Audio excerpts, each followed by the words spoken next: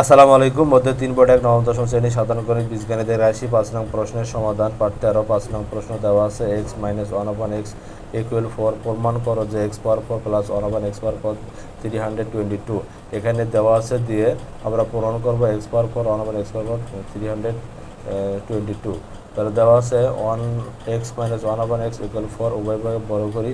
x হলো a, 1/x মানে b। তাহলে a মাইনাস b স্কয়ারের সূত্র, a মাইনাস b স্কয়ারের সূত্র square minus 2ab plus b square. তাহলে এক্স স্কোয়ার বসলো, লবার কাটা গেলো, এক্স কাটা গেলো, 2 দিয়ে 1 করে 2। এখানে যদি ব্র্যাকেটের ইকুয়ালের সামনে যদি মাইনাস চিহ্ন থাকে ডান পাশে এসে প্লাস হবে, প্লাস চিহ্ন থাকলে ডানে এসে মাইনাস চিহ্ন হবে। তাহলে এখানে মাইনাস চিহ্ন আছে, ডানে এসে প্লাস চিহ্ন আছে। যদি অনেক বড় করে 1 হয়, এক্স 2 দিয়ে গুণ করে 2 এক্স পাওয়ার 2 হয়। তাহলে আমরা 16 দিয়ে যোগ করলে 18।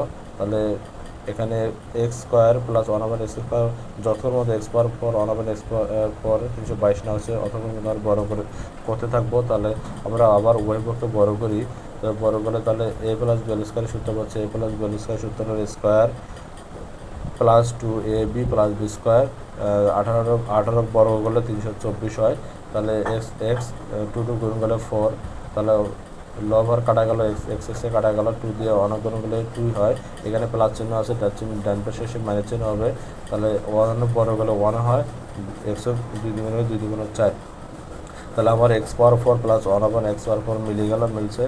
324 থেকে 2 বাদ দিলে 22, অর্থাৎ প্রমাণিত।